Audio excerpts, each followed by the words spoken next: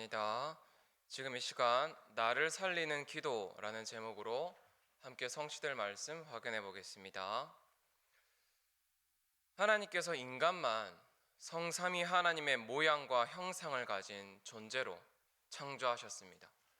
그러고 나서 31절에 하나님께서 지으신 이 모든 것을 보시고 나서 보시기에 심히 좋았더라 라고 말씀하셨습니다.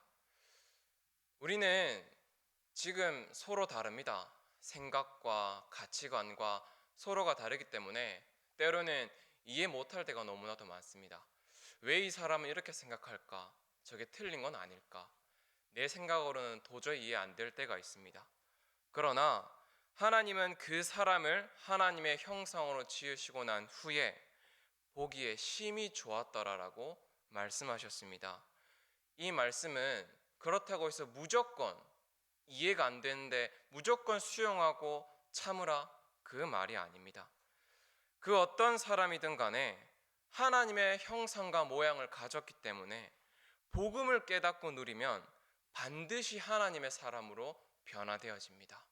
우리의 기준은 내 생각이 맞냐 틀리냐가 아니라 그리스도가 기준 되시기를 바랍니다. 복음이라는 것은 가장 좋은 소식이라는 의미입니다. 인간에게 가장 좋은 소식은 창세기 3장 15절 여자의 후손이 뱀의 머리를 상하게 할 것이요, 창세기 6장 14절 너를 위하여 방주를 만들되, 출애굽기 3장 18절 우리 하나님 여호와께 피 제사를 드리려 하오니.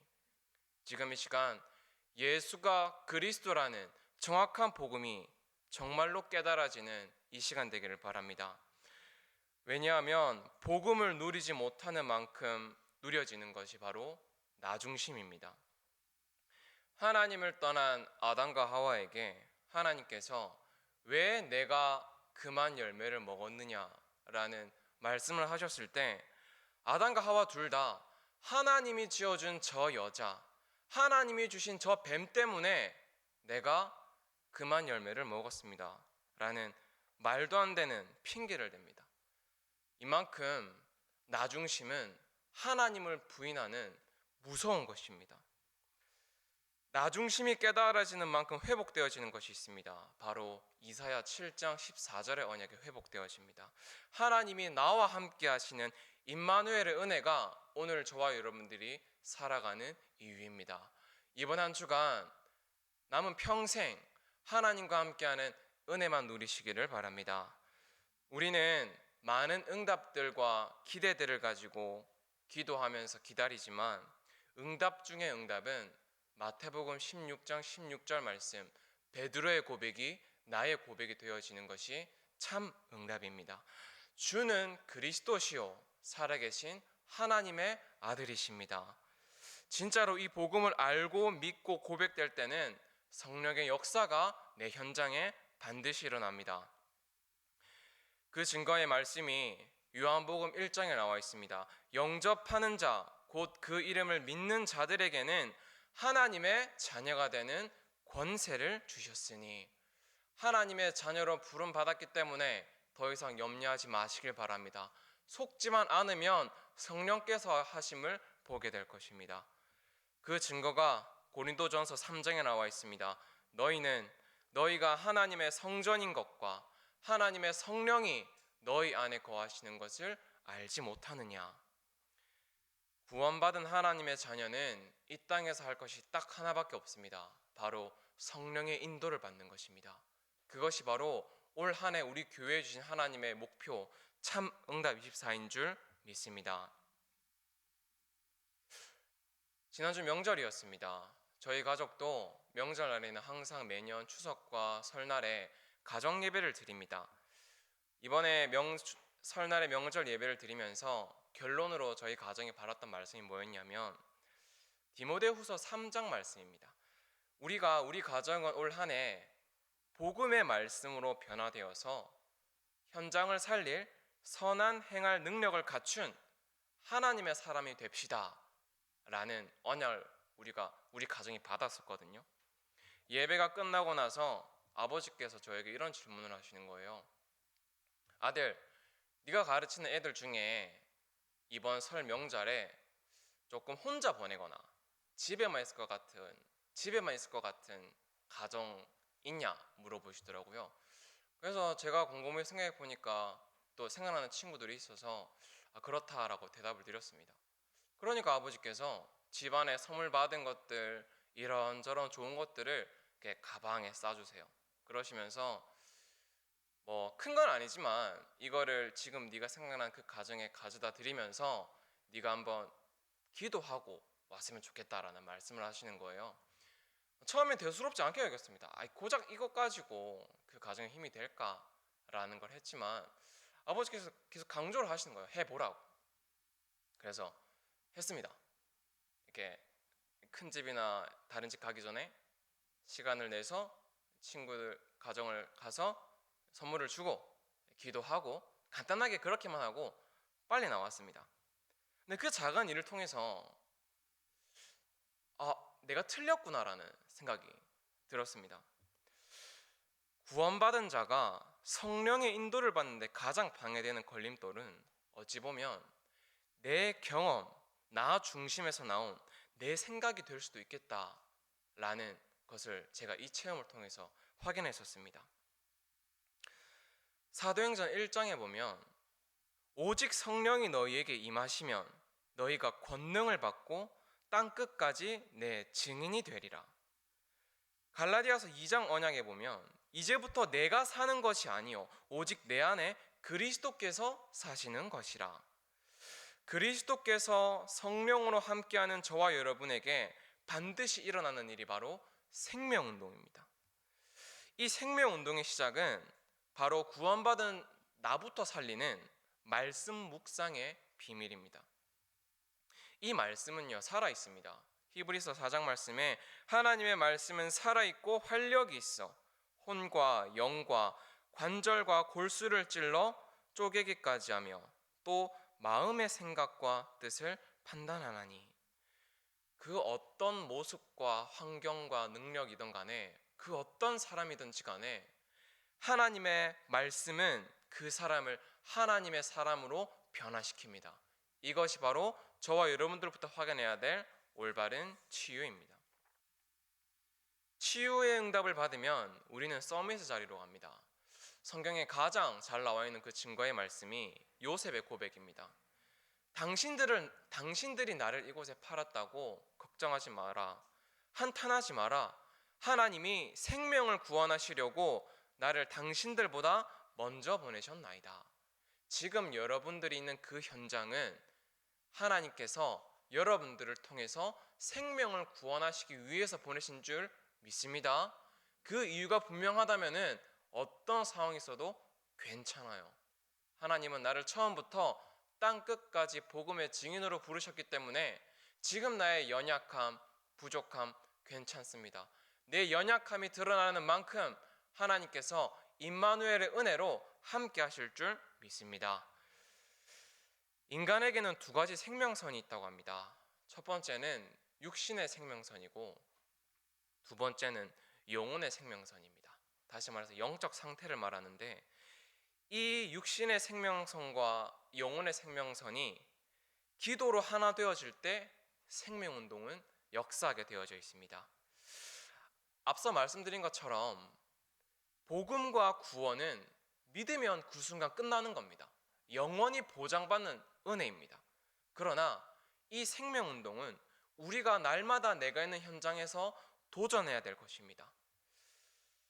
만약에 여기 앉아 계신 분들 중에 나는 나를 살리는 이 생명운동이 너무 어렵다라는 고민을 가지고 계시다면 다시 한번 이 그리스도가 왜 모든 문제 해결자인지 정확한 복음과 구원에 대한 확신을 점검해 볼 필요가 있습니다. 왜냐하면 모든 축복의 시작은 그리스도로부터 시작되기 때문입니다. 성경에 보면은 많은 기적과 능력들이 많이 행해집니다. 그러나 신비주의라는 것은 위험한 겁니다. 우리가 복음에 대한 깊이가 없이 그저 눈에 보이는 능력, 신비만 쫓아가면 우리의 신앙생활은 눈에 보이는 상황과 현실 앞에 계속해서 흔들려질 겁니다. 그래서 초대교회는 그리스도 하나님의 나라 성령의 역사를 오직으로 누렸습니다. 눈에 보이는 신비, 열심히 잘하는 종교 생활, 많은 대중을 이끄는 대단한 능력, 성경에 나와 있지만 기준은 아닙니다.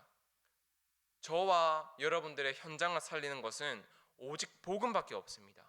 이것이 저와 여러분들의 그냥 기준이 아닌 절대 기준이 되어져야 됩니다. 그래서 바울은 로마서에 이렇게 고백했습니다.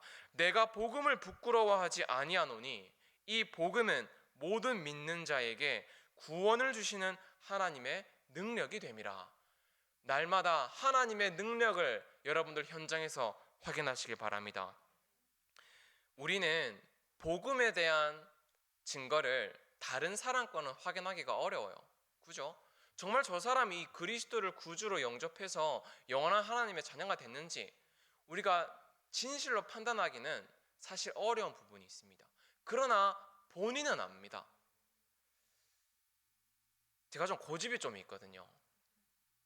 그래서 제 생각에 조금이라도 안 맞으면 겉으로는 그렇구나 척하지만 속으로는 인정 안 하거든요.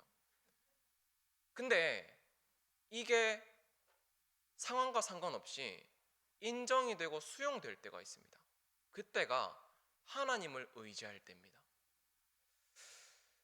지금 여러분들에게 일어난 그 모든 어려움과 사건은요, 내가 맞다고 여기는 것, 모든 우상을 내려놓고 여호와 하나님만 의지하라는 하나님의 사인인 줄 믿으시기 바랍니다.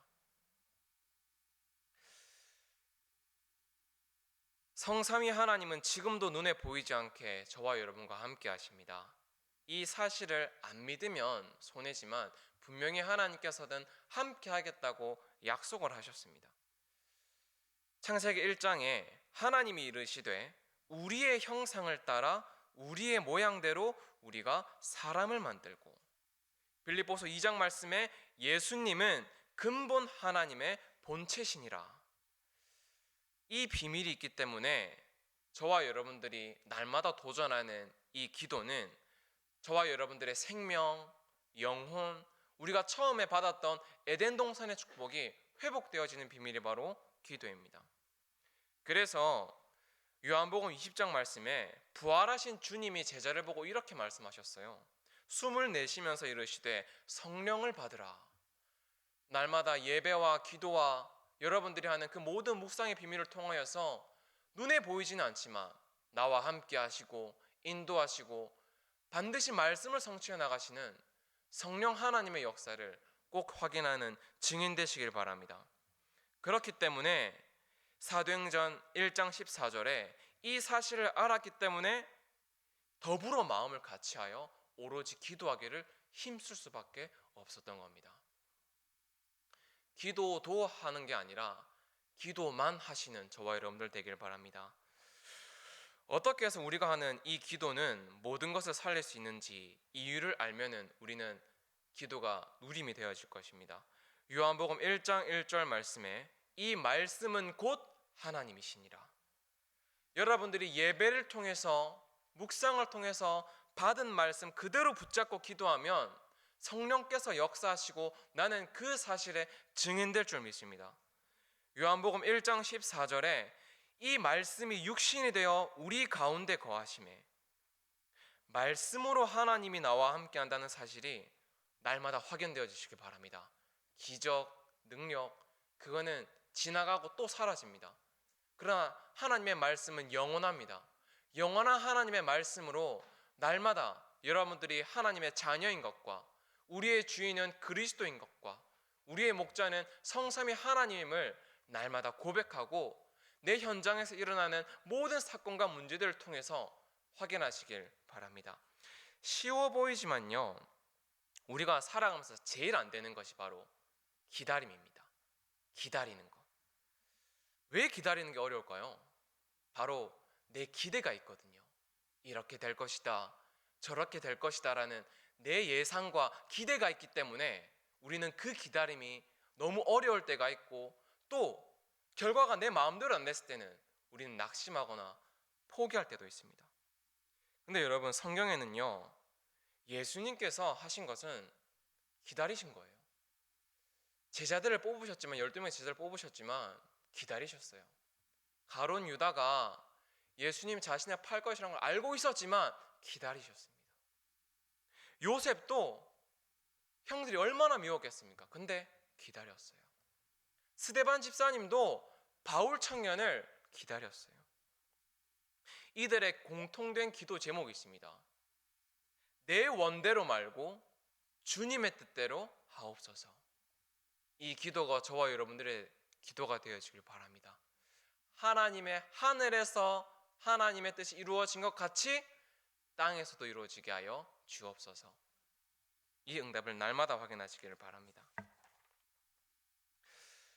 최근 제가 인터넷에서 어떤 장로님의 간증을 본 게 있는데 좀 여러분들과 나누고 싶어서 말씀드립니다. 이 장로님은 교도관이셨어요. 교도관에서 근무를 하셨는데 어느 날은 남편을 죽인 사형수가 이 교도소로 들어오게 된 겁니다. 이 사형수는요, 이런저런 많은 정신 문제, 스트레스로 인해서 교도소 와서도 늘 말썽을 피웠습니다. 그래서 죄수들 사이에서도 교도관들 사이에서도 늘 골칫덩어리였습니다.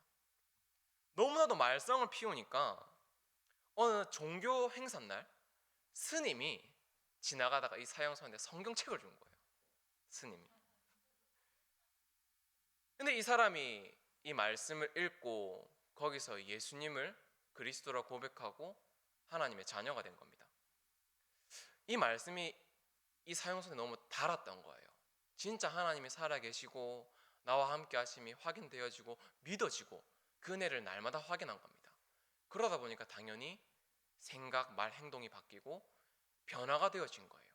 어느 정도로 변했냐면 주변 사람들도 참 저 사람 사형 선고를 받았지만 참 죽기 아깝다라는 말을 들을 정도로 이 사람의 삶이 하나님의 자녀로 완전히 변했다고 합니다.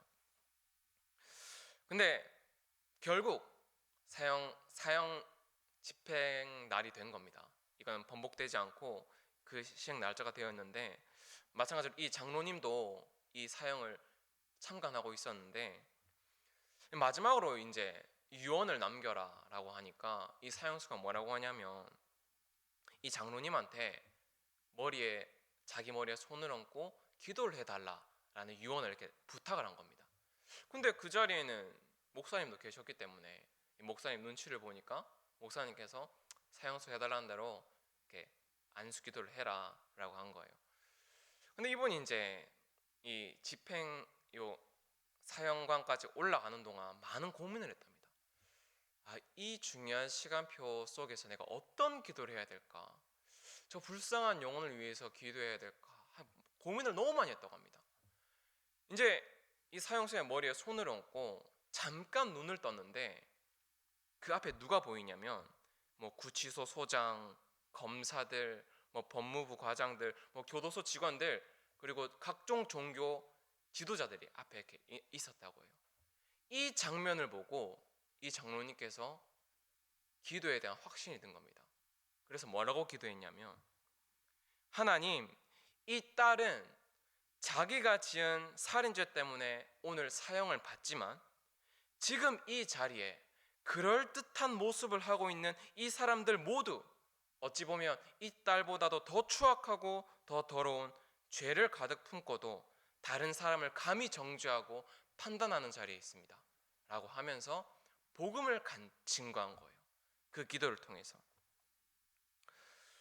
당연히 그 뒤에 응답은 물론 이 사형수는 사형을 받고 소천을 했지만 그 뒤에 이 장로님을 통해서 그 기도를 통해서 거기에 일어난 말씀 운동은 지금까지 계속되어지고 있다고 합니다.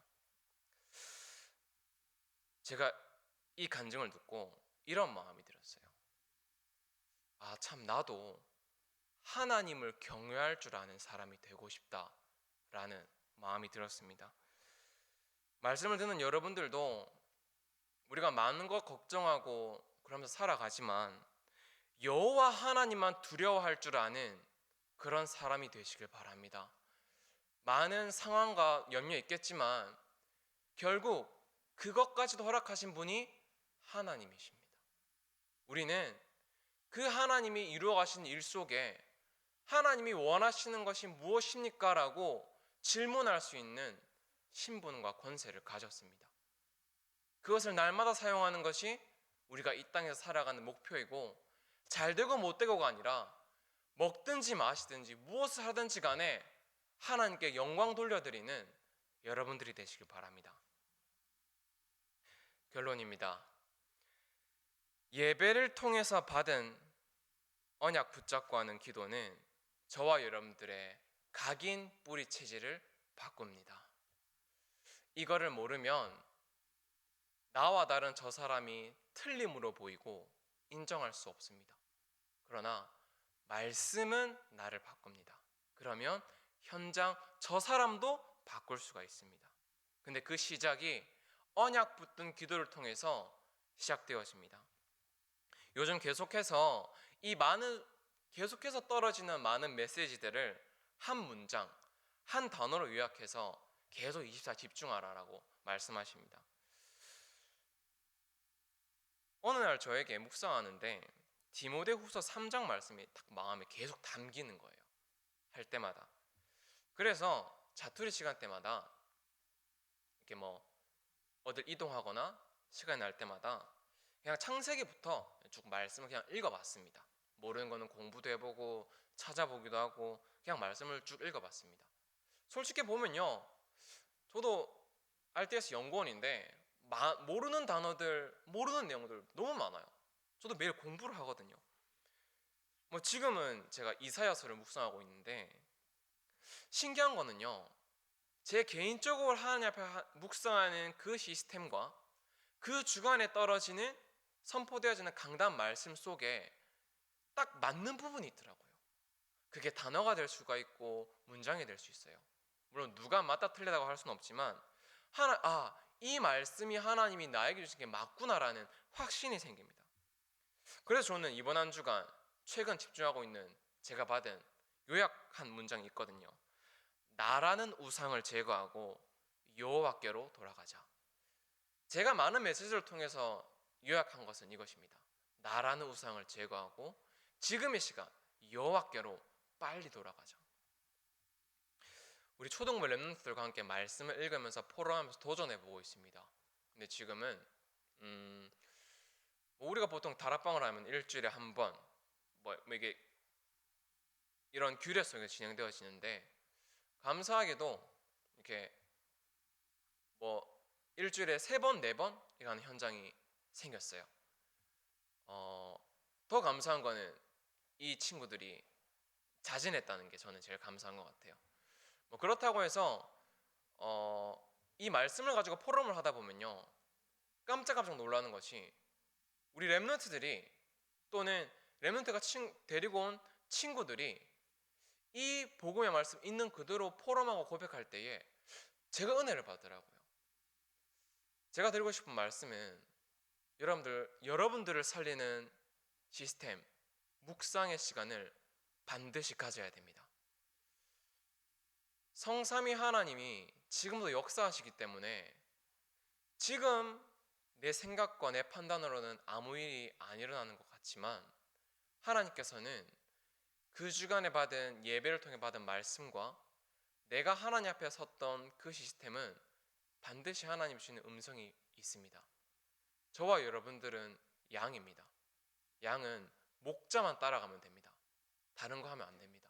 그렇기 때문에 혹시 내가 조금 놓쳤거나 놓았던 그런 상황이라면 다시 한 번 더 하나님과 여러분과 1대1의 시간을 꼭 다시 한 번 더 도전하시길 바랍니다.